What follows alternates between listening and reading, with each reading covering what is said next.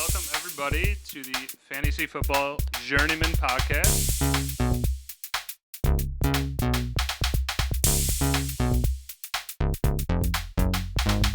You better be praying to God because, you're 14 and losses in a row. You're going to need Jesus. Am I wrong? I thought you were pretty wrong, yeah. And now with your special post Super Bowl report, the Fantasy Football Journeyman, featuring Ryan. I like that setup. Let's go. And Woj and Bobby here. So we are, as Aaron said, Fantasy Football Journeyman, end of the season, Super Bowl recap. I know everybody has one of these, but this one's going to be extra special. Tune into this. So let's start with just initial kind of thoughts on the game. Kansas City came from behind. I mean, Ryan, what do you think kind of about the initial game? I mean, I know that you had a little limited feeling. I just want to say that I had to work during the game at a restaurant, so we were slammed. So I maybe saw like 5 minutes of it. And but in those 5 minutes? From what I saw, at one point it was 10-3 and then 10-6. And when it was 10-3, I saw that the Chiefs had fumbled 4 times, but were only down by 7. So at that point, I pretty much figured, I already thought anyway, but I thought the Chiefs were going to win. San Fran was not taking advantage of their opportunities. You got to put them down like it's like Tom Brady or like Jordan or whoever. You know, you can't give them time and opportunity because they're going to get it every time, most likely. That's what happened. Okay. Yeah, I mean, dude, sloppy game. That's all that I really got to say. So sloppiness in the first kind of half and 3 quarters, and we'll talk about bets in just a little bit, but like that really just killed the momentum for any team. Couldn't get anything together. And then it picked up in the second half. Overtime's exhilarating a little bit, but I was gonna say I couldn't believe that the Niners. I watched it for like a couple minutes. I had to go back in the kitchen, but they in overtime they were about to score. They were like the 10-yard line or something, and they only kicked a field goal out of that. What happened? That's crazy to me. I don't know, Bobby. What do you think about the play calling of that game? I have a couple thoughts on that. For what it's worth, they let the guys play. They let the guys go out there and play their game. In the fourth quarter, or I guess more so in fourth quarter / overtime, they weren't calling much holding on Kansas City offensive line. There's been a few instances where people are going to point out. I'm sure there's a bunch of YouTubes also. Like on the final drive, it was 3rd and less than 1. This guy came off the end and was just mugged. Nothing, and that converted to a first down. That first down converted to a touchdown. But you go from 3rd and less than 1 to 3rd and 11. Now you're out of field goal range. Huge, different type of feel. No, yeah, dude. There was some. I do like the not calling every single tic-tac thing. You have to throw some penalties. I totally get that. There really were not a whole lot of penalties in that game. So I do like that aspect. But as you're saying, that's a pivotal play. You don't know what happens, and when you give Mahomes a 3rd and probably 18 as opposed to a 3rd and 9. He ran a bunch in the last. I think Ryan did a great summation for not watching the game though. A lot of opportunities by San Francisco squandered, and then that pivotal turnover on the first drive by Christian McCaffrey. No one saw that. CMC didn't even see it. It just bothered me because I'm like, this is a guy who, for all intents and purposes, doesn't make those mistakes, especially on the biggest platform, but channeling your Chris Collinsworth there. Now here's a guy that I know you're not a fan of him. I guess I kind of did a little bit. I just don't hate the fact. I hate the fact that every single time he just says here's a guy. Like it's his catchphrase, but it's a shitty catchphrase in my. I don't mind it. A lot of hate over there on that side of the couch. Hate, That's okay. Hate. I mean, I definitely think it wasn't the game people expected, for sure. I didn't think it was going to be all field goals all the time. And Moody missing the extra point or it got blocked. I mean, that was a game. I mean, that was that's wild that a blocked kick was pivotal in that. But I mean, also Moody kept them in the game, hitting a couple 50s. I know. Oh yeah, he broke a record and then got it broken within 5 minutes. I mean, because I'm also just going to shout it out. Harrison Butker easily is one of the best parts of the Chiefs team for the last consistently for the last couple years. He's always hitting long field goals keeping them in games. It's pretty. I give my hats off to that guy. I He's, salute you. I salute you. Little Nice. bugger. What were you gonna say, Aaron? Yeah, I mean, like, this was kind of a different Super Bowl in a couple different ways. Every Super Bowl they flash on a celebrity here or there, but the number of times it cut to Taylor Swift. I was thinking the same thing. And I think it was somebody put it pretty good when they said it's like, anybody see the Taylor Swift concert featuring Usher and Yeah, featuring. Oh, that's Yeah. a good line. Yeah. I didn't hear that. That's great. I was going to bring up the same thing. I only saw like 5 minutes of the game, and they must have flashed through it at least 10 times. No. Hold on. Can I we have swear, some solace? It was every play. Every play was like she'd never seen football. Like, oh my God, that was great. it reminded me of like the Romans. They kept on looking to her for her approval. Yeah, like, who cares? No, I mean I think it's the network's trying to take advantage of a hot. She's like the biggest superstar in the world. They're trying to expand their viewership by giving Taylor Swift fans a reason to watch the Super Bowl. I get that. And we They had definitely SpongeBob as for people watching Nickelodeon. The Super Bowl was hosted on Nickelodeon via SpongeBob, so that was an interesting. Yeah, it's the format. same thing of trying to get They've done that more a couple years now. more viewers. I like SpongeBob though.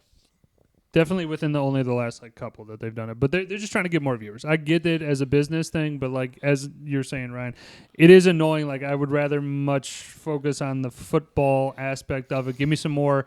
I like the plays like where they're able to do like the next gen stats and stuff. Do more of that stuff. That's the stuff that I'm interested in. This guy ran recap, 145 yards. Yeah, stuff like that. But can we? I take a I guess me piling it on here, but Kelsey really didn't do shit, and although they won, it kind of brings me joy knowing that you had impact really on how that game went. well, you mentioned it before, like the bump that he did to Reed in the middle, and they said what he lipped was put me in the fucking game. So he was out for a period of time, which is a head scratcher to me. But like, Right, no, so it's field time, but the coach is the coach. You never. I granted this guy has been there, done that, but it's like listen to your coach. Like if I guess for a different coach, like he did that to the Detroit coach, I think he'd put him on his ass. What's his name? Dan Campbell. Yeah, Dan Campbell would fuck you up. Dan Campbell would literally put Kelsey like back in the blue tent. But it is a thing though of like I kind of agreed on both sides of the coin there. Like yes, you have to sit your star player sometimes when he's clearly like fucking hot, like he's heated because he missed like a couple catches or like he got thrown the ball and he was pissed for something. He's kind of a hothead in some instances. Yeah, he's a little bit, but then on the other side of it though, Reed, you gotta throw more looks at the San Fran D. Right. You can't just go, hey, we're just gonna go with Kelsey, 2 wide receivers and do it. Rashid Rice, just sending him. Yeah, so let's talk about the disappointing performances because I'll just mention that it led to 0 of my bets hitting. Didn't hit a square. I know you had horrendous luck with that. Yeah, so I had a bunch of great numbers where like 0-7, Kansas City 7, 0 San Fran. And I had 1s and 3s and all this other noise, but the moment we started to go into the 6s and 2s, it kind of just ruined all opportunities for me. And once again, I had like a good combination of numbers, not all great, but still a great combination, and it just didn't follow a normal flow. And one thing that I want to point to is, granted, it was 4th down, and this is overtime. You're in the red zone. It's 4th and I think, less than 3, if I remember correctly. What quarter? This is overtime where in San Fran overtime. had the ball. Okay, They yeah. drove, they got a big penalty pickup, drove the field, came down to the red zone. It was 4th and 3, and the coaches and everyone else is aware that a field goal alone can't win it, but a touchdown puts an end to it, right? That's the, Oh yeah, you're talking about the shit with the rules though. right. No, so my idea was, dude, this is the biggest game. You got to pull out all stops. You go for it. Get that first down. Get that touchdown. End that game. I would not want to give Mahomes the ball because the guy's a competitor. I know we shit on him a little bit, but no, the guy is a fucking competitor and he'll make you hurt. That's why I would snuff on it, step on his throat before he could even get back up. Well, yeah, I think the real unfortunate thing was that the San Fran offense just wasn't looking like the San Fran offense. They, in my mind, you knew exactly what Kansas City was going to do. They were going to blitz, and guess what? They blitzed. and I'm not going to say I called it, but like Brock Purdy did not handle that blitz very well. The reason that he had enough yards, like he had like 350 or something like that, or like 325 maybe. I take it back. Maybe like 290. No, it wasn't over 3. I'm sorry, it was 290, but that's because they literally went to overtime and he was on the field that many times. And he was dumping to Christian, which isn't a bad idea. But you know who I really liked for wasn't expecting much out of him. The fullback for San Fran. He had a great performance. Oh, Juice check. And then Ayuk, I was hoping, like you were saying, I was hoping that they were going to try to spread the field, extend it, because you're right, with all that sprints or with all the blitzes, you want them to respect the secondary, so you got to get the ball out. You got to get it to your tight end. Kittle didn't have a big of a day either. Did he have that one upset catch, me. maybe 2 catches? Yeah, that upset me. Jesus. If you don't. That screwed me. You didn't get to your playmakers, then what the fuck do you expect? Yeah, dude, I'm just gonna mention one more Go thing ahead. on the exactly what you're talking about. The San Fran offensive play calling. I was like, you go the whole season doing X, Y, and Z to get into the end zone with McCaffrey, and then there's that third quarter where he didn't really get the ball. They only had a couple possessions, but I think he touched him maybe twice or something. I we think don't went fact 3. check. No, but I think they went 3 and out twice. But they went 3 and out twice, but I was like, why don't you just keep going to McCaffrey as a workhorse? I'm assuming that he'll eventually get that because he's got that drive, that like motivation, that like it's playoffs. Let's fucking go, bitch. But again, I found the San Fran play calling a little odd for like the biggest game of your life. Like you want to deviate a little bit from your normal strategy, but you don't want to go like super consistent, like, hey, we're just going to run 3 times up the middle. Ultra conservative is what I was actually meaning there. Yeah. But you know what I'm saying? You don't want to run 3 times up the middle. You don't want to go 4 times deep, but they just kind of, in my mind, kind of messed it up. They didn't get the right combination. Let's talk about, the halftime show here. Ursher, I got a couple thoughts on it, but what about you think about it? And for our fantasy viewers. Ryan, did you see it yet? No. Okay, but for our fantasy viewers, fantasy football journeyman viewers, I shit on Super Bowl halftimes. I really did on our last one. And granted, I think there was evidence prior, but Usher really put on a good show. You had Lil Jon there. It was a fun. Ludacris came out. It was a fun 15-plus minute, or right around ballpark 15 minutes of big songs, big displays, big big effects, which I was really excited about it. I thought it was going to be like Usher dancing for like 3 minutes and call it a day. I mean, yeah, dude, I like I think the song selection, but like we grew up when Usher was kind of big and stuff like that. So like, I think also the style of music, like we were talking before on a previous, maybe last week, was like rock is a good type of music for a halftime show because like it gets the people going, it gets some. Rock and roll, baby. No, it doesn't. But like that's where I enjoyed the show, but also kind of I still have sentiments of like, let's cut it down or do something different. Let's do. My boo didn't get you pumped up for the. No, but they had a good. They like the wise ass now. They opened with like Caught Up in You. They did. These are my. Yeah, they did a couple other ones that were. And then Ashanti was out there. No, it was Alicia Keys. There you go. Alicia one of them. Keys, my boo, yeah. There's one of them with an A. Who cares? Ashanti. I have unpopular opinion. I don't think she's a good singer. I think she knows how to yell. Alicia Keys. I guess you don't have ears then. I guess, but What? I think that yelling doesn't make you a good singer. That doesn't. I'm sorry, it doesn't. What? I'll take. What? That's all she does is slam on the keys and starts yelling her like lyrics. That's it. Oh, Yeah, that is an unpopular opinion, dude. I will say that. Yeah. Yeah, because how many fucking millions of records Sorry, has Aaron, I she was sold yelling. outside of that one album? Please. I know, fine, laugh, but deep down. Okay. Alicia Keys catching the strays out here. I guess, man, but it was just like, I don't know. Yeah, so I mean, I dude, could do I just without. wanted to mention it That's real cool. quick that the Super Bowl. It was an event. It's always an event. I went over to a couple buddies. Shout out Vince. and I was Jim. gonna say, how about that guy tearing his Achilles going out of the sideline? Yeah, Dre Oh, Greenlaw. no, yeah, that ruined their defensive setup. That guy was a freaking monster. And Well, seen, I mean, they were one guy down. One of their stifling D. That's going to be a huge impact when it's like Right. you're I totally outside forgot about that. linebacker, Yeah. Welcome to the club, brother. dude, that sucks. Because I saw it, he dropped when he was running on the field. I'm like, the fuck happened? I thought he tripped. Yeah, he stayed down. Zoomed in on And it. I was like, no, you gotta be kidding me. Ryan, do they get a patch? Do you guys get a patch? When Yeah, you we tear have your a Achilles? meeting once a month. We have a meeting. The Achilles Club. Yeah, I'll be getting the invite. All right. So, I mean, Achilles again, Anonymous. any last thoughts on the Super Bowl before we kind of close that book of 2023? It was football. entertaining. I Yeah, really enjoyed it. I'll An agree with entertaining that. game. People love wings and pizza during the Super Bowl. Shitty commercials though. It really didn't have any cool commercials, but there it is. You were gonna Producer? say something? I was gonna say, I found that pretty much. Normally, I don't care about the Super Bowl, who's playing in it, but doing some sports betting this time made me actually give Pay a damn. attention. Yeah. Gambling. Gambling. Yeah.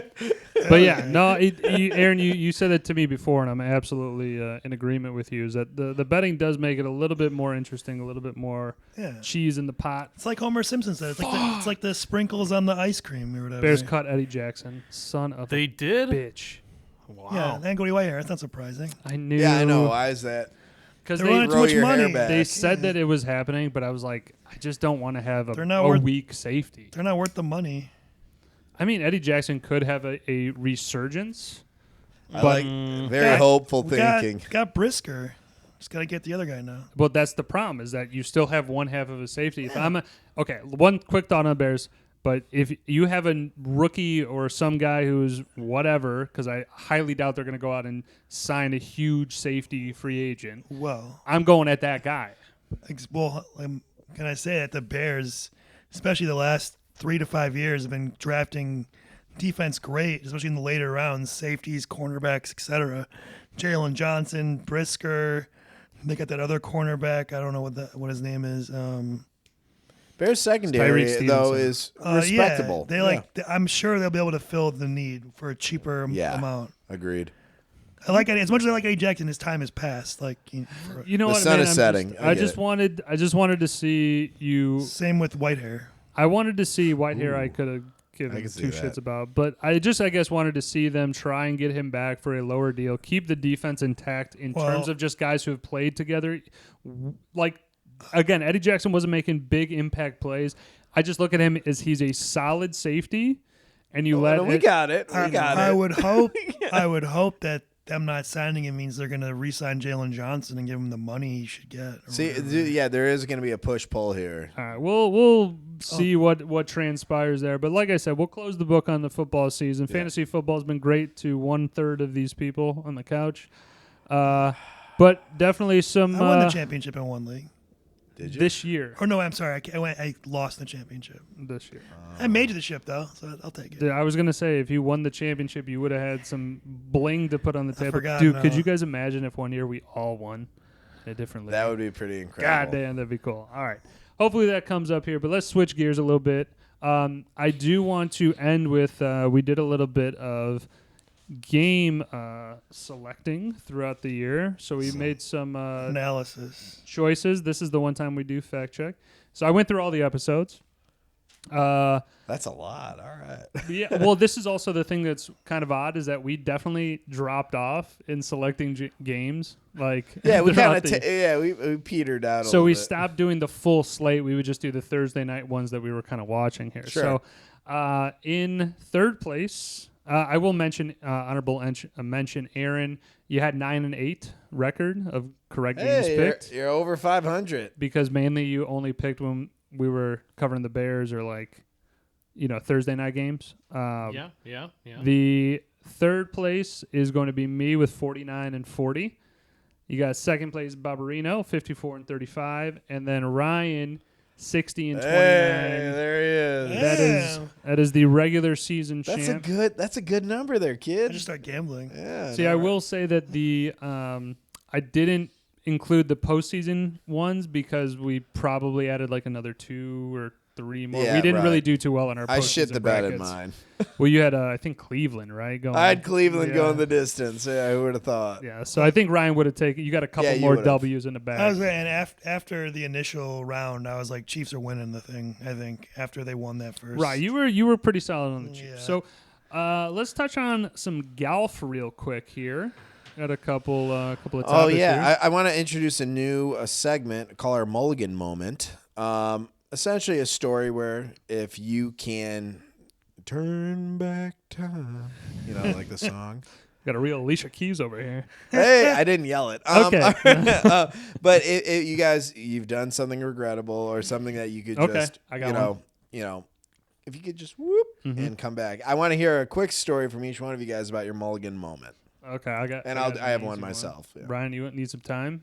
Okay. Oh. All right, I'll start. I could not tell you what course I was on, but I was not having a great round, obviously. And we got to this par 3 where it's like over water, and we were not on like even the farthest tees. We were like just like whites or something like that in the middle. And I go up with like a pitching wedge or something like that. It's like on my old set of clubs, and I go up with a pitching wedge and I just duff one, and then I duff another one into the water, and I come back with so I have the head of the club in my hand and then the grip, and I just wail it against the cart, snaps it in half, and then I just chucked it into the water. And I was like, I needed that because I was only on hole like 9, so I was like, I don't have a pitching now you don't have a pitching wedge. Let's just say that was not my finest round score-wise because I played half of it without a pitching wedge. That's rough, going into the drink and then right back into the drink with another duff. But it was also the fact of like just not thinking ahead of like, break this on 17, and then you're only doing one hole. But that was mine. It was fucking that's a good Mulligan moment. I like that. All right. Well, I'm not gonna lie. I kind of have I have many moments, but I can't think of a specific one. I feel like I also have like the mindset is like try and forget the bad shit and let that go. Bury that. Yeah, I only remember the good ones, but I mean, I definitely have like duffed a couple and like thrown my club or like pounded into the ground and shit before. Like, I honestly can't think of a specific. That's okay. I've chucked golf balls into the lake, like with your hand, like thrown it in after a hole, like fuck that. Nice. I mean, like, but specifically from a specific shot or something, I can't or a specific remember. instance. Okay. But it's usually like if it happens, like I can remember like if it happened that round or that day. But right now, nothing's coming to mind. What about you, Aaron? Any memorable golf moments? I live life without regrets. Okay. I got a regrettable one. So we're at the Geneva National, Grand Geneva. So it's up there for all of our, they call us fibs, but it's up in Wisconsin. Incredible course, very expensive. We paid, I forget what it was, just to play 36 that day. So we got through the first 18. I was playing golf. 36, right. And it's a hotter day. Fuck. We have an hour and a half before our next tee time for our afternoon round. I drink way too much, and I think what I regret most was this last, I want to say it was a margarita, but it was basically tequila at this point. And I make it to hole 3 or 4 of the next 18. Yak City? No, never yacked. I missed. I got up to the tee box. I think I swung the club. I literally fell over and I was like, all right, just, Oh, you ate it. I ate it. I was like, you know what? I might have hit the ball, but I was like, just roll me towards the cart and throw me in it. It was very hot out and I was super beyond like what I'm normally at. I never yacked, but I was just, I was a mess for, probably 12 more holes after, You made it through though. I made it through, Okay, but nice. I was just walking up there and just throwing my club at it. And if something happened, great. I wasted a lot of money just getting too drunk. Yeah, see, that's the part that I find most regrettable is that you wasted it on a good. You could have done that at like Walnut Greens or some shit. Oh, I know, but yeah, Shout like out. I said, fell over myself on the green box, and I was just like, this isn't a good time. Dude, falling over is a tough. I've seen a couple of those videos, dude, of those guys that are like barely functioning, just like. Yeah, it was just probably about that. Yeah. Okay, so I like it. I'm hoping that we don't add too much more into that pot. No, I know. There's a lot in that pot. But you know what I just did think of, dude, is when we do the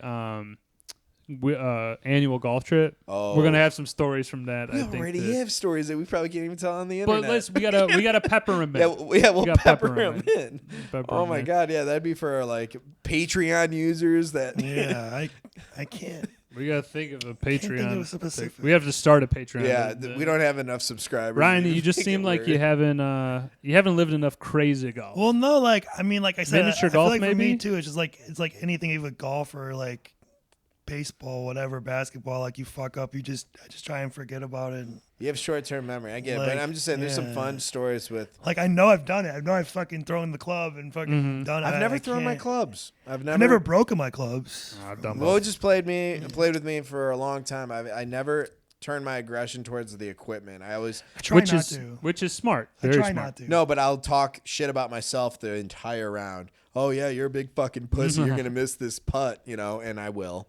And then Usually so at negative reinforcement. Usually at first I'll try and like calm myself down with like a Happy Gilmore quote or something. Be like, here comes the putter throw, and then I'll try and like wind it down. But Yeah, so, give yourself but a then little if chuckle. if I fuck up again though, the putter throw might really come. Like Again, a vital club. You definitely Yep. don't want to break that though. So let's kind of Let's wrap wrap it things up. up, Couple shot out of a cannon type of questions Q&As. here. So Bobby, you put on there, which just made me chuckle. What's your favorite Lunchable?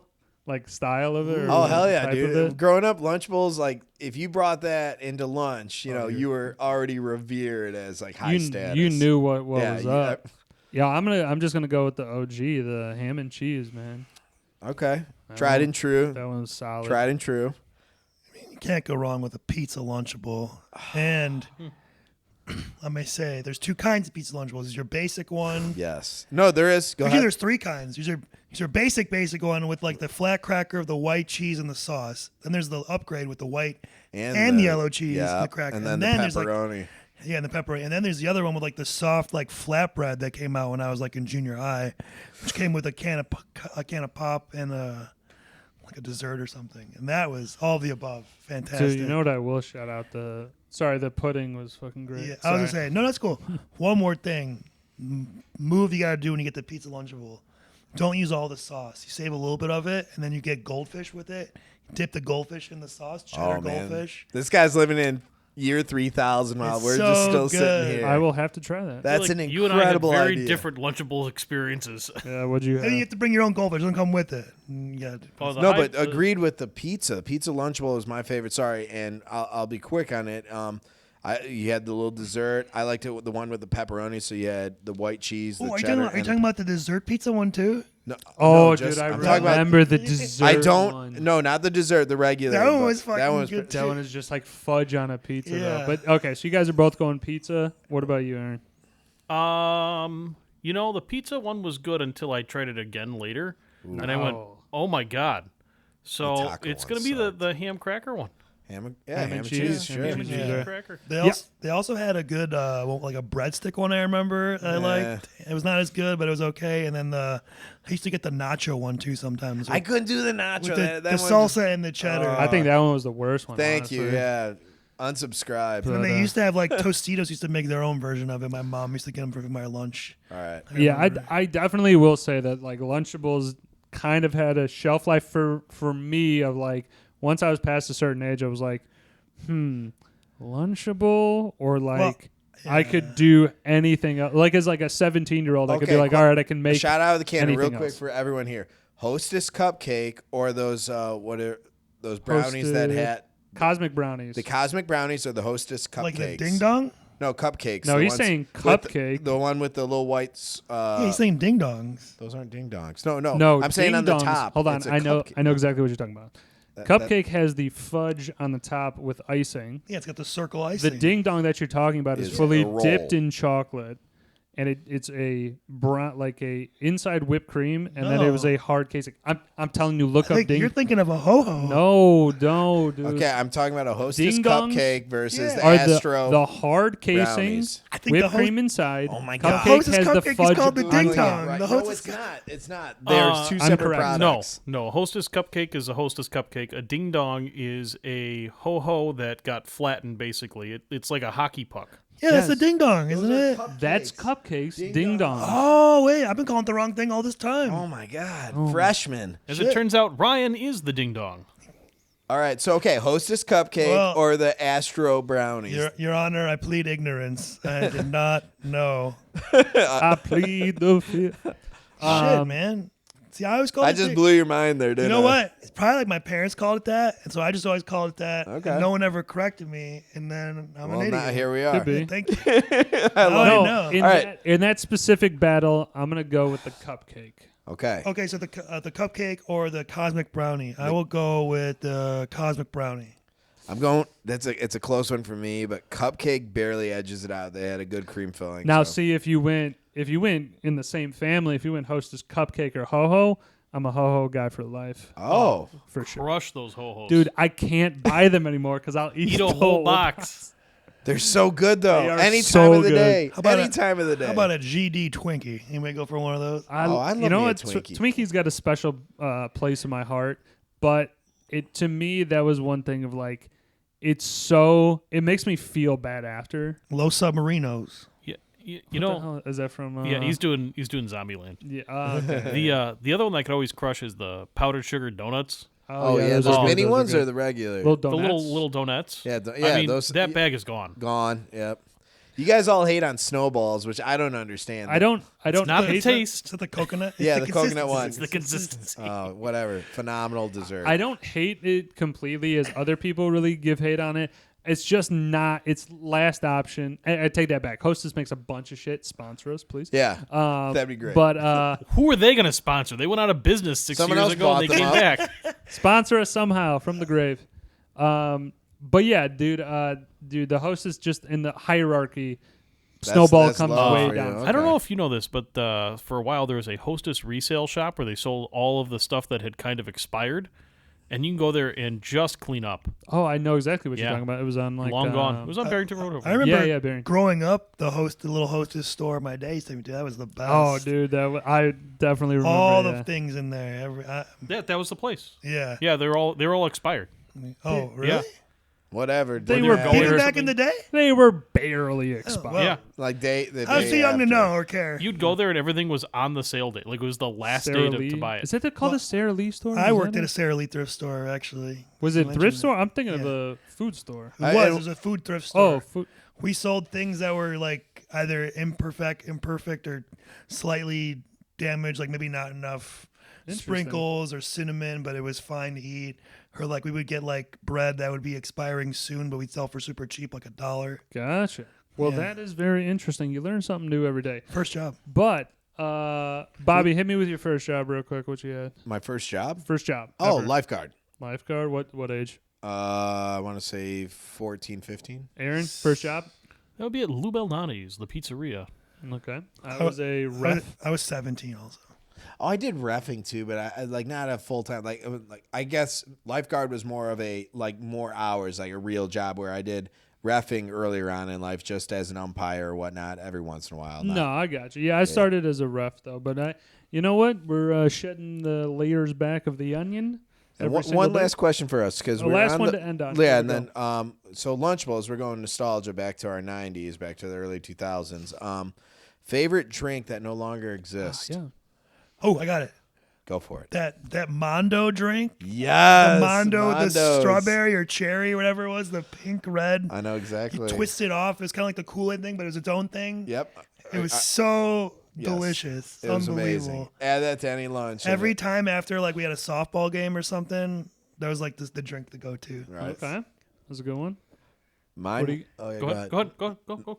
Oh, mine was it had a Slimer on it. I think it was Ecto Cooler. That was mine, Ecto Cooler. You guys had this. Ecto Oh, Cooler. Bobby, so good. I have a surprise for you. You still have a box? I wish he pulled it out of No, his back pocket. I know how to make it. Oh, get out of here! That's pretty wild. I made it a couple times now.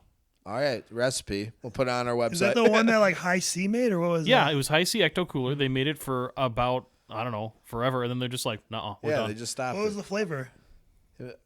Green.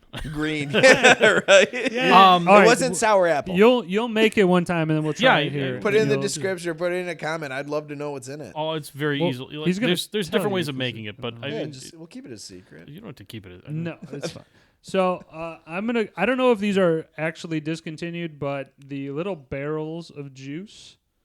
I haven't. I haven't seen them in a long I haven't Oh, seen them in the yeah. stores in a long time. Blue raspberry, I could down a whole case Oh, of the those. one with the aluminum topper, like Yes. yes. Exactly. I think So, they still make those, but I forget the. I don't know where they're at. Also, though. I'd mentioned I don't think they make the Kool-Aid twisters anymore either. No, probably That I not. talked about. They Those were probably got really this good I'm too. surprised none of you guys doing like the Pepsi Crystal, which they, the I clear know stuff. of it, but yeah, I've we were never too. had it. I thought I was too young for that. Probably. So a couple years ago, Pepsi did a reissue of the what was it? The Pepsi, the one from Back to the Future. Oh, the They had a Pepsi in there. Pepsi Free or something. Pepsi Free, yeah, with the special like bottle, and they did a reissue for it. Our brother tried to get it for me, but it was very, very hard to get from the company. So Well, it's great to take a trip down memory lane. We'll have more trips and that stuff, but stay tuned. We're coming right back with the movie breakdown, review yeah. of 2001: A Space Odyssey by Stanley Kubrick, and we're gonna get really into it. That's Bobby's choice, right? Yeah, that's my call for this. All right, week. dope. Well, tune in about 30 seconds. Tune in now. Thrusters engaged.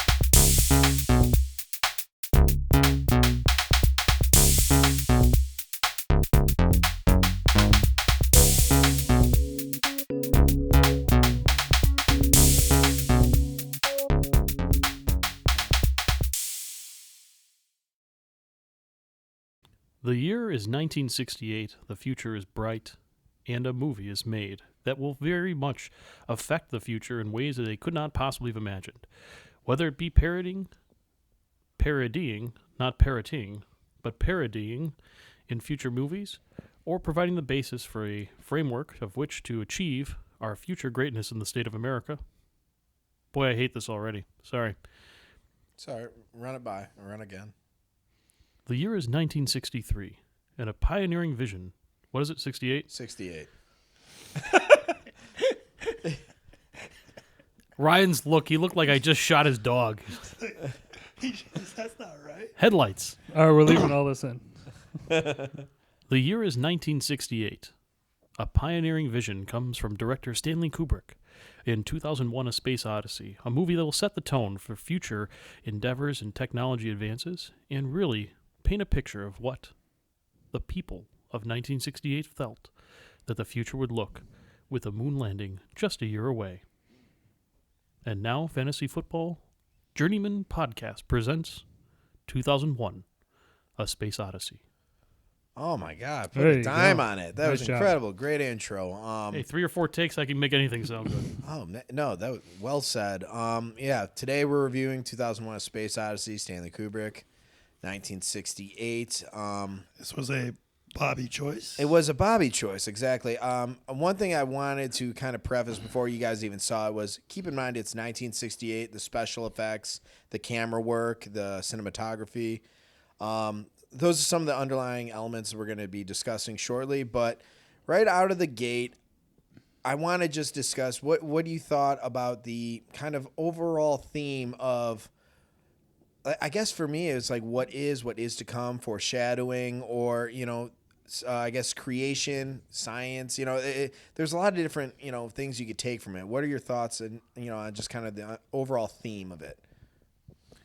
I mean, I know that the way in which they're depicting like the evolution and stuff like that, and then the ending scene. I'm not gonna lie, that kind of Trippy. it just no. I'm talking about the very ending scene. That Yep. kind of threw me for a loop in terms of like I was trying to figure out what that I guess is trying to represent. Is that like a general life cycle thing?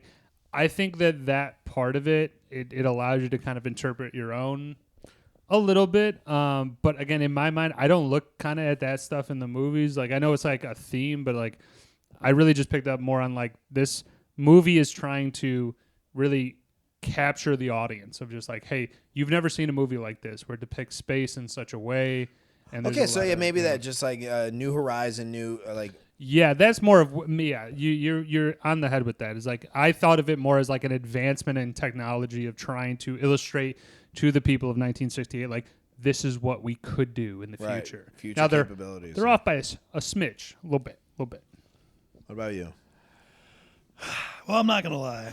A lot of things in this movie, right over my head. Some complicated things going on. I don't know. The part I guess that I like the most, that I would get the most out of, was the part with Hal 9000 and him kind of turning on the crew or whatever, Right. David and whoever else. Yeah, and that part would to me is like, that technology, if it goes too far, can be a bad thing and maybe be bad for human race potentially. And a lot of movies have adapted that theory as well. Years that come, like Terminator and so forth. iRobot. Taking that idea, and I like that. I always like that idea in movies, where like it's like, is technology, have we gone too far? Have we given them too much? That kind of thing. I know. I like that. It's a great concept and theme. What about you?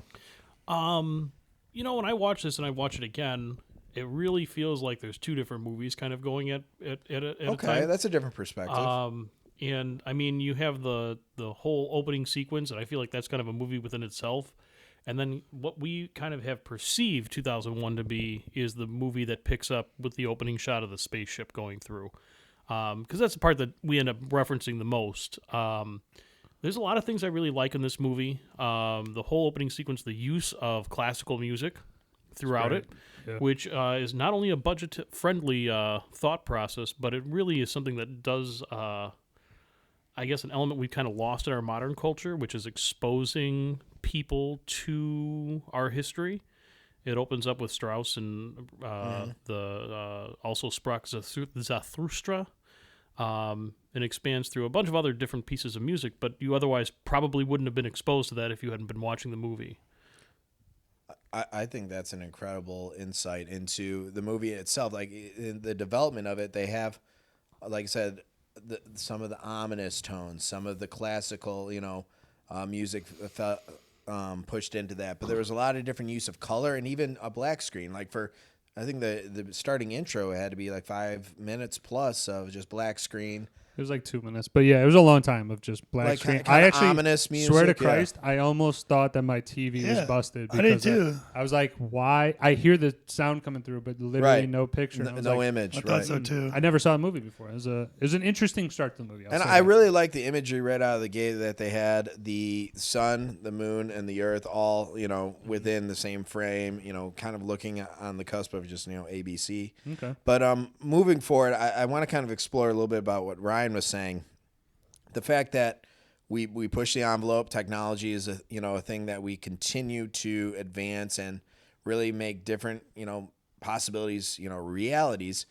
I guess what was that point for you? If let's just say if you had to put yourself on that spaceship, where you'd start to really question and consider this, I should start to be nervous. Like, was there any moment, I mean, obviously as you're watching it as like an outside party, but if you put yourself into that equation and, maybe it was a question that was asked by Hal or something like that, what would prompt you to be like, all right, we need to rethink this completely and maybe go back to the, blueprint? Yeah, dude, I thought it was definitely when two gentlemen, which I am blanking on their names. That'd be Dave and Frank.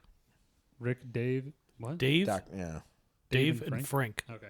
So when Dave and Frank were speaking with them and and Hal was saying there are no computer errors. Like, the Hal 9000 has never made a mistake before. And you could already see kind of in their heads that they were like, and they the Hal was trying to say like this had to have been a user error or whatever. Right, a human error. Human error, right? That's kind of where I also had this suspicion of like, that's interesting that they're, it's saying that, like, I get it, but like also like, again, you just start to have the suspicions when things start to go wrong. That's kind of my tipping point of just like, it was kind of like that trust me thing. Like, oh, trust me. It's like the moment when someone says trust me, immediately I'm thinking just the opposite. But yeah, then that also, honestly, that was kind of the part, like the next couple scenes after that, that's when the shit really started to go. You started to see the scenes with the hibernation units or the sleep pods or whatever, and it's critical malfunction. And all then, it flatlining, eventually said the computer malfunction. And then I was like, oh, yeah, that shit. was in flashing red. So a lot of use of color and flashing different types of. But what about your thoughts? It's hard for me to say because I have the history of a bunch of movies coming out after that of dealing with this same kind of thing of, technology. And so I already kind of I'm already like paranoid about it. Like right out of the gate, you don't Yeah. like the idea Well, that a computer managed every system, functionality. Yeah. Ryan has an Android. So too. he was before he even got on the ship. He was like, Yeah. nope, okay. Talking computer controlling everything. I've seen too many movies. This is not gonna go well. But that's like one of the first ones to do it. So I guess if I hadn't put myself in those shoes, I guess when that guy was just floating away, Frank or whatever, Yeah, Yeah. when the pod was he ejected the pod yeah, door and you just see sent you him, see the body just floating, and then I would be like, okay, why did that happen? And then What about you, Bob? For me, the moment it started to get inquisitive and ask questions about the mission and how it felt about, I'm like, the moment that would happen, I'd be like, let me just grab a beer real quick. I'd go straight to that brain thing, be like, nope. You are a machine first. I don't care about your opinion, your functionality. So I guess the whole I'm going to dive into another one, Ex Machina. Right. You know how that guy, like, oh, I'm trying to save her. Nope, that's a machine. I don't care if it has sentience. It is not. It has no soul. The fact that it was put together by man does not make it something worth value. yeah. I mean, to me, it almost echoes what what's that line from Jurassic Park of man? You have the ability to, but well, you didn't actually, ask. actually, it was what God creates dinosaurs. Oh, the whole God destroys sequence. dinosaurs. God creates man. Man Man destroys kills God. God. Yeah. And I think that's kind of one of the things it was going for there. I just pulled up a quick fact here. 88 minutes of this film has no dialogue. Yeah, I knew that. Which I mean, the first 25 minutes and the last 23 minutes are just no dialogue on top of all that. But I don't know. It is an epic movie. I think it's definitely an addition to American culture, and so many quotable moments come from it. But That's a good I fact guess that you there's a- brought you up, know, though, I- about the no dialogue. Sorry, go ahead. No, I take my judgment back from that because you just said, "Oh, it's a very quotable movie." I just realized this was the first time I saw it earlier today. Mm-hmm. So I obviously I can't really quote something of like. Well, Can I the- share a like, quote, remember. though, with you guys? Yeah, 'Cause I- it go kind ahead, of go aligns ahead. with, it says, I don't have it. so this is the conversation between the doctor and Hal. 9,000 series has a perfect operational record. And then the guy in the pod says, sounds a lot like Famous Last Words. Oh, So okay. I mean That's that, good. and that's where they actually. So spoiler alert, but it's been 60 years. But that's when they actually went into the pod, so Hal could not listen to the audio. Yes. He had Yes. outside of maybe a small visual port of the that's all he had. But even that, he was able to pick up the conversation by reading their lips. So Right. creepy. well, and to me, when I say quotable, it's like, what are you doing, Dave? Yeah, Dave, stop. Yeah. That hurts. That whole sequence. Yeah, Yes, that okay, freaked me out. That is Right. definitely I remember that. Okay. Oh man, that freaked me out. I'm And- scared. And you've seen that in a lot of other movies right. as well. Yeah. And also, as you're saying that, I am because I've never seen 2001. I didn't know that History of the World with Mel Brooks was parodying Yeah. 2001: A Space There's Odyssey. a lot of There's Did a not lot of know that. movies we all like Futurama, and you have Bender who marries the ship. That he sings that Daisy Bell song in Futurama in reference to Daisy Bell, which was Right. in 1961. IBM created the first synthetic song sung by computer, Oh, and that was nice. Daisy Bell. That's that creepy thing you see on the internet, Yeah. Daisy, that whole Yeah. yeah. So when and that was actually Stanley Kubrick, he saw that, incorporated in that movie when it started losing its mind. He's like, I'd like to sing a song for you, and it was from. It was really creepy, but the cool thing is, we shout out to our U of I fans, Illini out there. Yep. HAL 9000 was made in Urbana, Illinois in yeah. 1992. So Yeah, dude, I did catch that. That was, that cool. was pretty cool. So I was like, all right, cool, shout out. So what other references? Because I know we were talking about this Right. before. Okay, sorry. To dial in a little bit more, I saw a lot of different references to branding. And in an early movie like this, 1968, I saw BBC. I mean, we saw British, we saw Hilton. We saw a bunch of different other company brand names kind of peppered in there. And it threw me for a loop. It took me back a bit. But at the same time, I was like, okay, maybe there was some type of sponsorship, or maybe there's some type of I don't know from 1968 film if that You was. know what I think I will say Go ahead. here is that I don't think you really know of that being that old, but I'm sure that a bunch of other television programs and stuff like that had I'm branding sure. in that. we just haven't seen it. I mean, can you honestly tell me like the last movie besides 2001: A Space Odyssey from the 60s that you've seen? I mean, I can't pull up I like one. westerns, so even before. I mean, but even okay, so you have those, but like westerns, it's going to be hard to. Yeah, it's hard to in brand that there, but you're stuff, right in terms of. I'm sure other television programs, No, and but stuff not as many. Hitchcock, I think, was before that. 70s is usually as low as I go. Right. Well, Alfred Hitchcock was way before that. So. But it is interesting the branding went back that far. Of like, Yeah, hey, they have we this saw a here. few different things that just stood out for me. But I really liked the modern, postmodern like chic. This is 1968. They kind of grabbed that 70s or like late 60s, 70s vibe and put it in like a white. Put it in space. Yeah. I was gonna say that for me, I appreciated, even though I didn't enjoy the movie a lot, I appreciated. Over 2 with you, man. I know it's okay. It's okay. Hey, it's your opinion. Breaking, I can get it down. Well, I have a bunch, but I appreciated like how great it looked and how Cinematically, it was and how absolutely beautiful. and I think it probably inspired multiple films after it, and like probably Star Wars and like Alien and whatever, like, you know, I'm sure The for Abyss, yeah. sure, and I think in ways that we probably couldn't even comprehend because of not being in the business, but like the camera techniques that he's developing. That Yeah. 360 one, how did they pull that off? That was incredible. Like that walking sequence where Which one? the one where They do I it guess twice. he was working Oh, out yeah, one of them, or just yeah. like, you know, shadow boxing, and you had that constant, you know, camera flow of him, you know, basically running around, which was, I I think, kind of want to redo the one where the stewardess is walking around. Yeah. and Oh, to- yeah, the but stewardess, to the yeah. Billie Eilish tune, like she Yeah. did. Oh yeah. Because that's what they do. They have a static camera and they just rotate the whole thing. The one that's more impressive to me is the one where the other dude's sitting at the table. I'm like, oh, that poor man was upside down for so long. Yeah. yeah.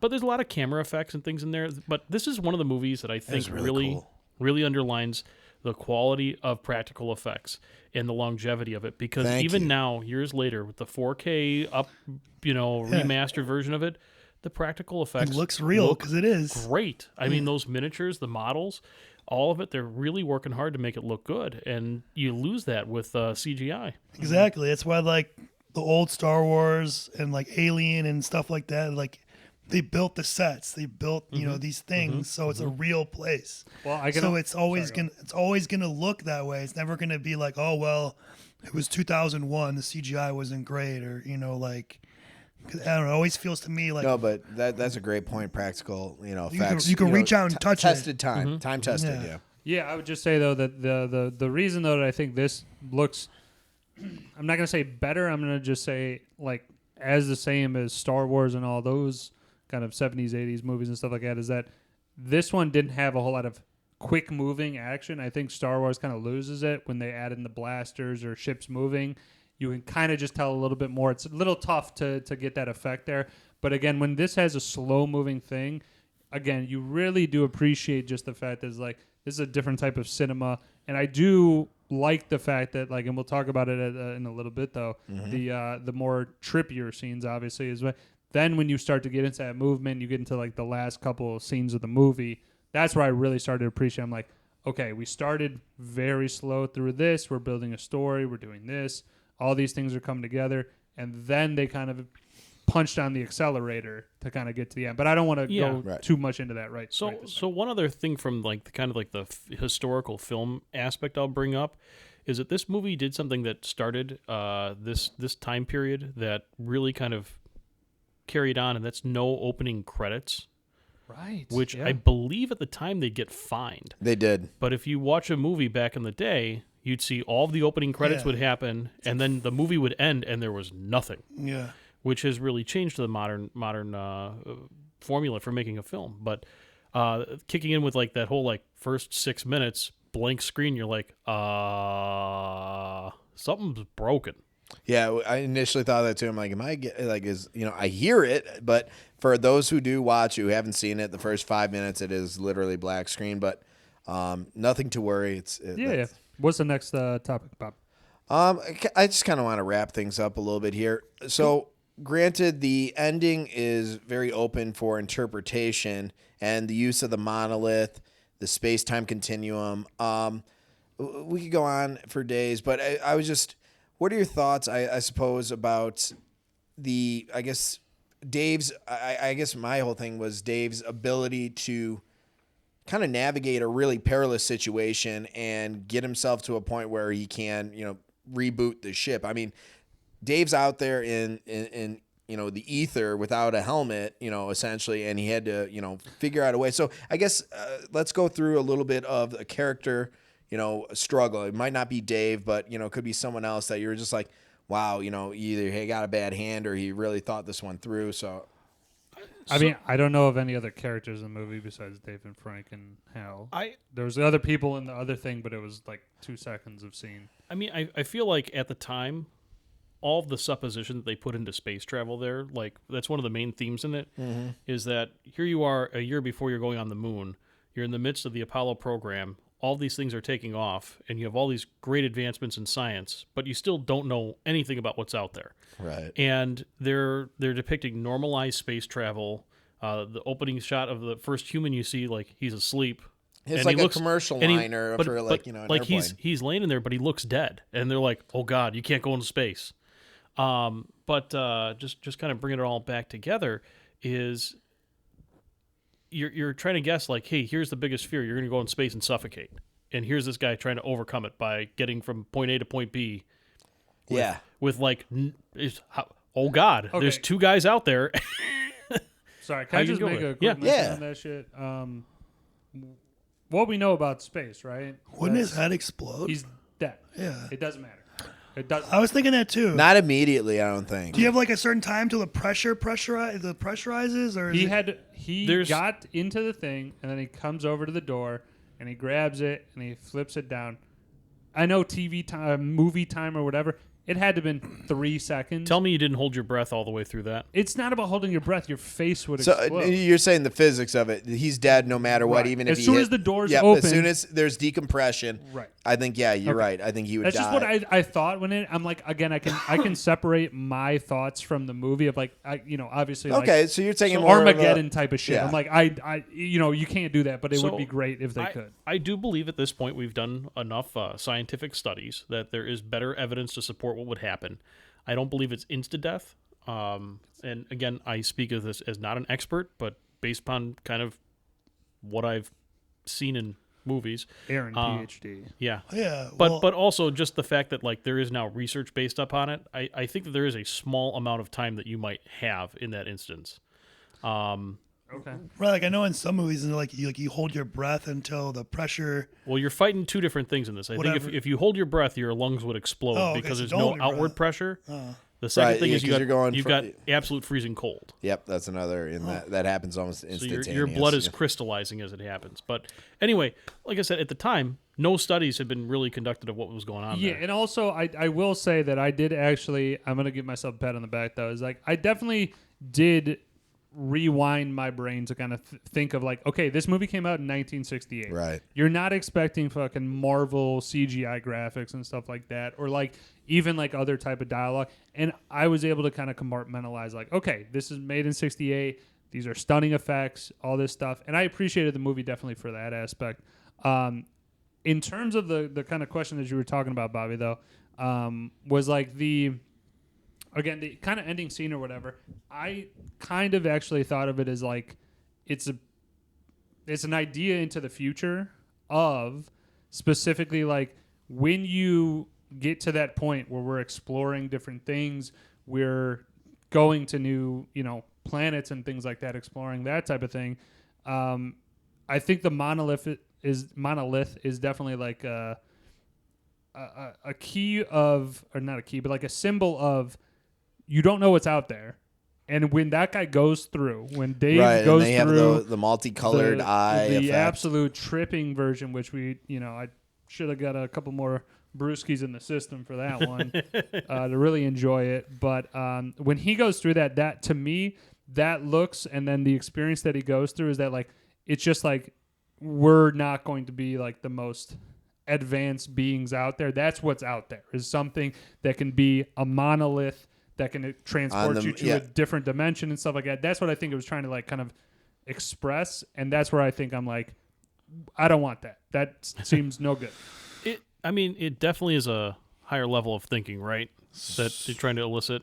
So like I don't want to sound dumb, but What is the monolith? I think for me, and like I Whatever said, I you tried want to it to do be, a little Ryan. I research. I didn't get that. So What it's like an obelisk monolith. So they had one on BC. Earth, and they had one on the moon. Hey. And the one on the moon was buried on purpose, based on how the movie progressed. Like some civilization at some point buried this thing. It was emitting high frequencies, this or that. But my connection, based on just doing a little bit of research, my own thoughts on it, is that monolith acted like a wormhole. So if you think about a window pane, you have that So here's your own time-space continuum, your reality.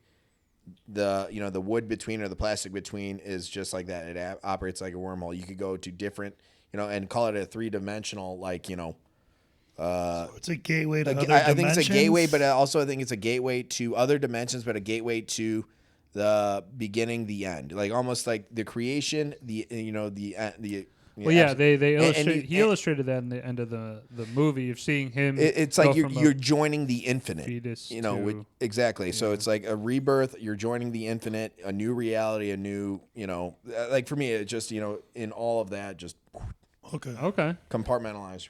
I mean that type of movement right there. Again, that's kind of what your brain is kind of experiencing when you're looking at. Oh, I know, that was last so trippy. thing as you're going through. I actually rewound it though to look at him like, did he actually enter the monolith? And they don't.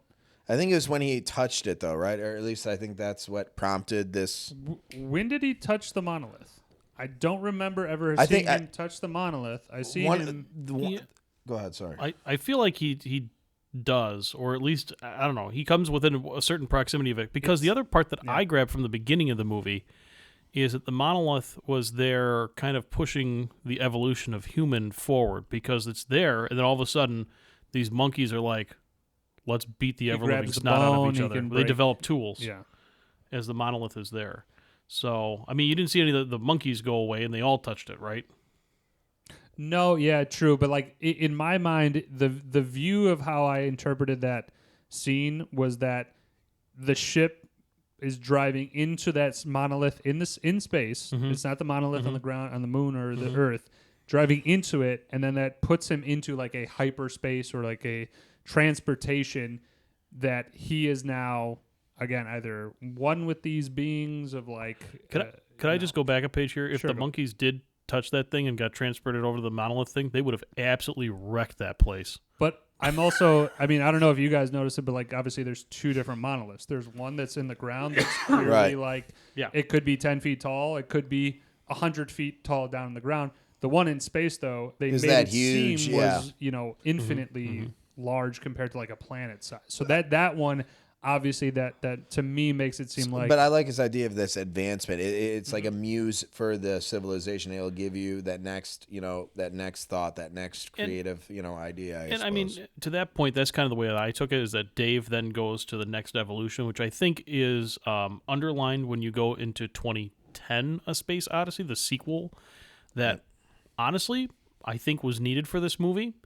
But I'll share two other quick things with this since I've got your attention. One is that I really feel like this movie is kind of like when you're reading a book in high school and you got people like telling you what the stuff is supposed to be, but really you read the book and it means to you what it means at that time right. in I your don't life. think there's a right Open answer to this. interpretation. Yeah. Right. I mean, like, I think that's what it's supposed to do. It's supposed to make you think. Like, I don't think there is any real true answer to what's what in there.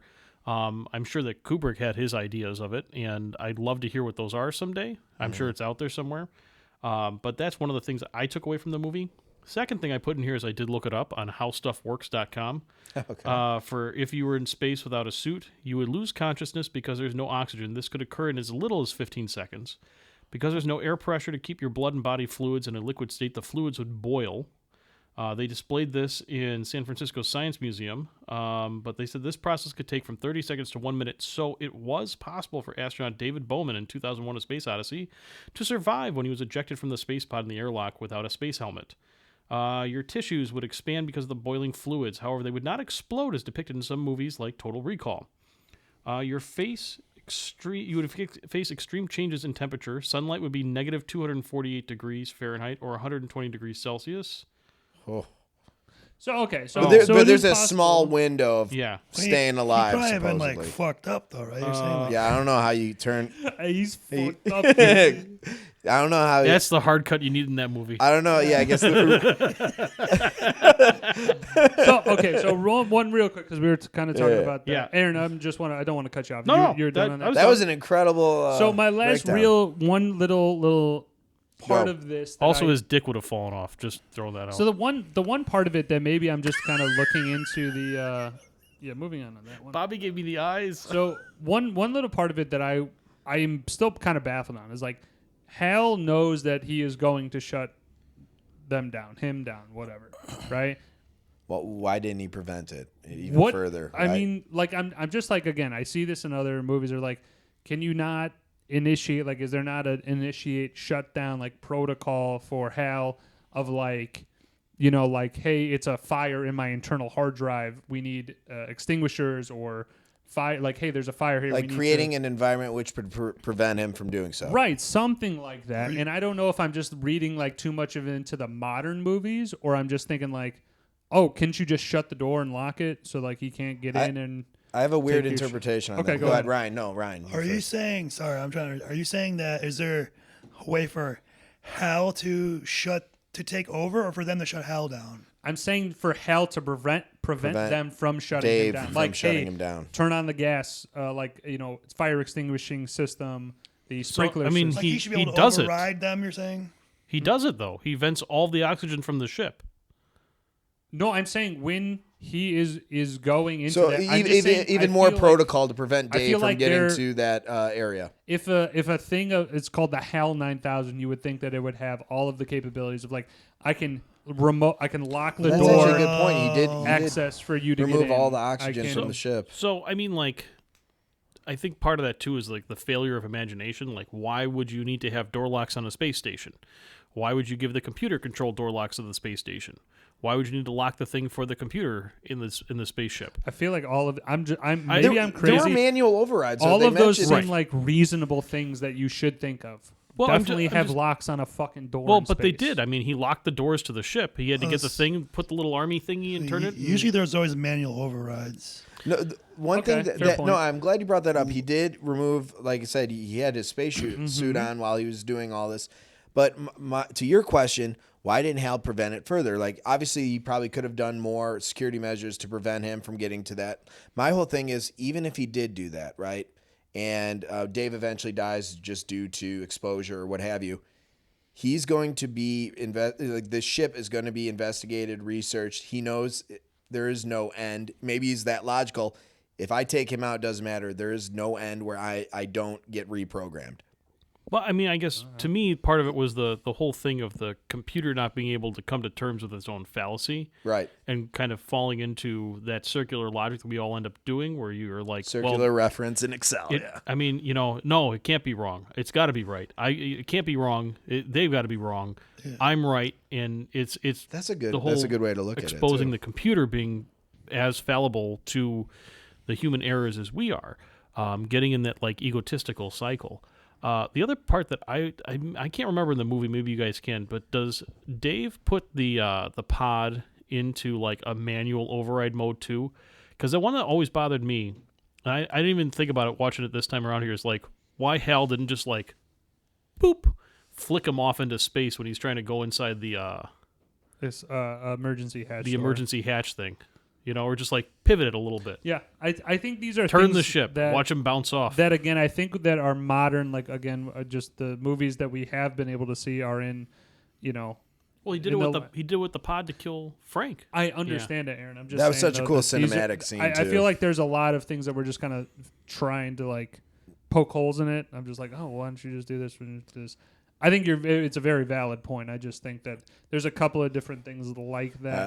Let's put a pin in this because we got to do the rating and then. But I was just about to throw it back over to you, Bob. All right, let's give it a rating 1 to 10. Feel free to use a decimal point, and then own it, rent it, or don't even watch it. Pass.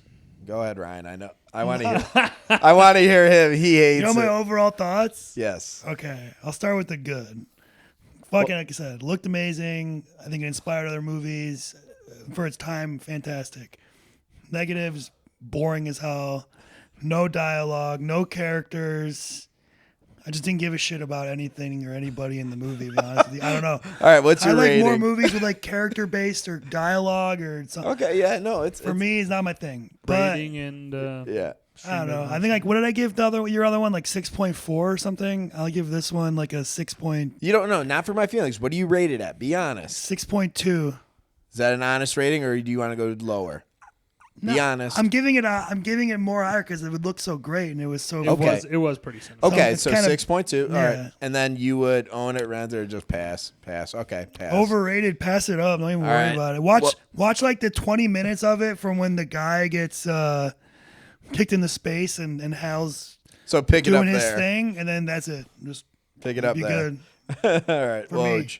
Okay, I will just, in Ryan's fashion, I will just say the one thing I disliked about the movie is the fact that in a couple different scenes, the only audio that you hear is the guy breathing. Oh my especially God. at That the very was last, annoying. and then Yes, also, that was annoying for like it was a 10-minute sequence, I think. I have a question for you because I was watching that and I'm like, seems like a fast pace of breathing. So I started doing it. I'm like, dude, I'm hyperventilating right now. What is this guy doing in space? Well, especially He's at the breathing end so scene, shallowly. he's breathing like a goddamn mouth breather, that Eli Manning. I just wanted to say too, the movie is way too long. You could have probably trimmed like an hour off of that thing. Okay. Ryan, I know you. So could you're the keep rating going. keeps on falling. It's Yeah. a 4.8 saying. now. Fucking like so many extended sequences of shots of like and music and things, and it's like okay, we get it. It's like a little artsy fartsy. It's a little too long. Okay. So that's fine. We're gonna cut Ryan off because he could talk about. Yeah, your negatives number the whole doesn't time. represent a That's fine. true number, but that's okay. Okay, so No, that would be my only thing. Is just like I wish they would cut down a little bit on the breathing audio only. Try and do something else a little bit there. I will say my rating would probably be an 8.7. Oh, Just because again I was able to really enjoy it for when it came out. You kind of. Again, I feel like that's a huge key to enjoying movies that came out earlier with less Context, yeah. effects, and you just look at more at like storytelling, but also just like a cinematic value, stuff like that. So, yeah, 8.9. I'd give it a 8.99, somewhere in there. I think that from a cultural standpoint, this movie is firmly entrenched in our culture. Ryan, I respect your opinions on it, and I think they're all very valid. I'm sure I'm in This the is minority. your moment of affirmation, No. but I would say that I also look at this movie as an art piece more than a piece of entertainment. Yeah, I could see that. Which kind of changes my thought process towards it. It's not like that movie I'm going to sit there and I'm like, you know what I need to do today? Watch 2001. that's a fair Oh assessment. shit! Sorry, But- I forgot to give my thing real quick. Yeah. It's a what was the ones? Rent it, Own it, rent it, or just pass, or stream it. Sorry, stream it or pass. or pass. Yeah, I would rent it. I would rent it. Okay. Okay, sorry. Go ahead. I think I do actually own this movie. I can't remember. Probably it's going to be on DVD, not on Blu-ray. But this is a movie, like, if I see it come up in the streaming, I'm going to watch it. And that's what happened. I looked at HBO Max. I'm like, play again. I'll give this a shot. I guess I watched this before recently. I think a big part for me with this movie, though, is that having the context now of watching 2010 A Space Odyssey, the sequel to it, it provides me more understanding of what happened in the first movie. I need to watch it now at this point. I haven't seen that. One of the quotes that I saw for this movie is that you're not supposed to understand it, which I think having that information too helps put it in a frame. My big question though for you guys on this is: do you think this movie would be made today? Yeah. Possibly, but it would not be made for traditional or for like the movie theater. I think if they did, it would be shot differently. Like, they'd have probably more action in it or something to I'm saying like Love the movie story. as more is. dialogue as is. If you pitched the movie as is, do you think it would be made today? No. No, I don't think so either. I don't think it would People make don't it have past the studio. attention I span. I don't 100% think, think so. Depends on the director. 100%. Yes, I guess for me it'd be If they got, there's like, some Ridley Scott to do this contingencies, but I think it'd be yeah. a hard sell. It'd be a hard I sell. mean, I would say if this movie was made, it would be on a streaming platform. It would not be mainstream release. In my that's what opinion. I'm saying. There's no way that This would be would an go Apple mainstream. TV. This is a cans type of But I only think that indie a couple directors can get away with doing 2 hour and 20-minute plus movies, and people still hang on. Scorsese, Kubrick, Tarantino, these are the people. If one of Yeah. those attached to it, I could easily see them doing it. But I mean, I agree with what you're saying. The majority of directors I out guess there. my point is like the movie on its merits. I don't think they'd make it. I mean, you're what you're saying is like if the director, yes, but they would have had to have a proven track record and clout to make it happen. Okay, so you're saying Yeah. you own it, but you literally forgot that you did own the movie. That would be a good summation. Yes. Okay, great. I was gonna say too, like I know I'm like something I'm shitting on or whatever. It's one You of are. the best movies, looking movies I've ever seen. It's Okay. fantastic. Like Yeah, I mean a lot of I care. think it very holds up artistic. better than some movies today, like the way it looks. So that's as I'll much take that. I'll take that as a much win. as I don't know. like the movie, the structure and the things. I appreciate aspects of it, Okay. like the way it looks and how, like I said, it inspired other movies to come after it that I did enjoy. Bobby, did you give your? No, I'm going to give all a right. quick rating. Let's give yours. 9.1, and I would rent it. I would not own it, but I really thought it was a cultural, more of an art piece than anything than it would be an entertaining movie.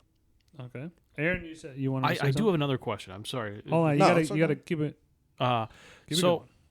are you guys disappointed that we're not at this point in 2001, 2010, and now 2024? A little bit. I mean, We're getting there. To me, frankly, To be fair. no, I'm just thinking about celebrities can pay money to go up. I'm not saying we're at the point of a Hilton in space, no, but also I just will be frankly honest. Space does not interest me. Oh, I love Water space. does not. In deep space, deep sea does not interest me. Oh, fuck af- both of those. after that thing with the little submarine, fuck. Both I'm of with those. Woj on this. I'm good I'm here. good right here, my Yes. man. Let's go. you know what? Like that's the thing. Like that thing with the submersible thing a couple of months back. If they blew up in space, cost of doing business. You blow up underwater, just a bunch of rich people Yeah, I think I'd doing rich people things, right? But yeah, so there was a great discussion. I will be very candid there that when you pick these type of movies, though, I feel like the discussion definitely moves along. There's a lot to talk about. So I just want to throw it out one real quick. Any final thoughts before we close the book on 2001: A Space Odyssey?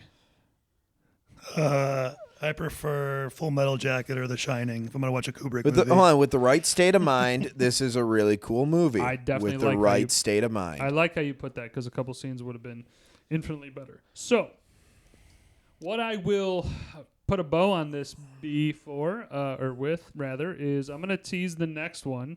Now, gentlemen, we have big things coming. We have We do. The Journeymen will continue to be back week after week. We have a kick of, what were you saying? Kick of optimism. Kick of optimism, kick of fragility, Bobby threw out. That is coming to you in a special short that will Yep. be released soon. At some point in the future, I'm not going to tie it to the officially like the next drop, the next episode or anything like that, but the next movie I'm ready.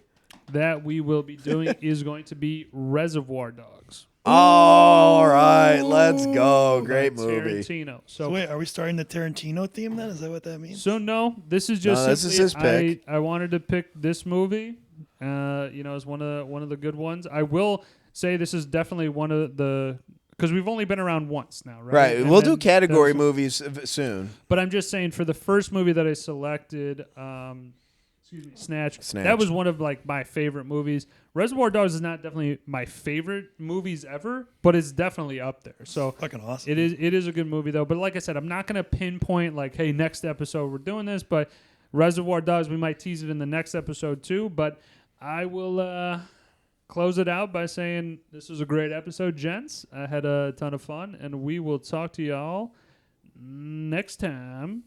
For Woj. Ryan. And Bobby, And I guess Aaron. Peace. take care. Daisy, Daisy, give me your answer due. I've gone crazy, all for the love of you. It won't be.